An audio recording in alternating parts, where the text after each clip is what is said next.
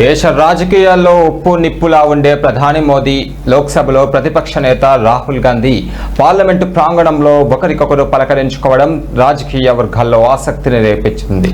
ఈరోజు మహాత్మా జ్యోతిబా పూలే 200వ జయంతిని పురస్కరించుకుని పార్లమెంటులోని ప్రేరణా స్థల్ వద్ద ఏర్పాటు చేసిన నివాళి కార్యక్రమంలో ఈ అరుదైన దృశ్యం ఆవిష్కృతమైంది.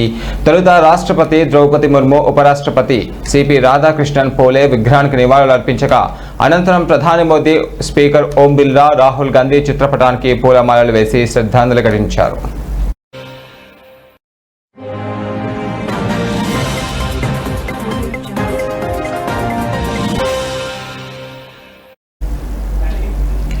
ఈ క్రమంలో ప్రధాని మోదీ పార్లమెంటు ప్రాంగణానికి చేరుకోగానే అదే సమయానికి రాహుల్ గాంధీ అక్కడికి చేరుకున్నారు.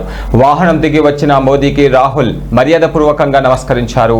అనంతరం ఇద్దరు కాసేపు పలు విషయాలపై మాట్లాడుకున్నారు. ప్రధాని ఏదో అడుగుతుండగా రాహుల్ దానికి సమాధానం ఇస్తున్నట్లుగా ఉన్న ఈ దృశ్యాలు ప్రస్తుతం సోషల్ మీడియాలో వైరల్గా మారాయి.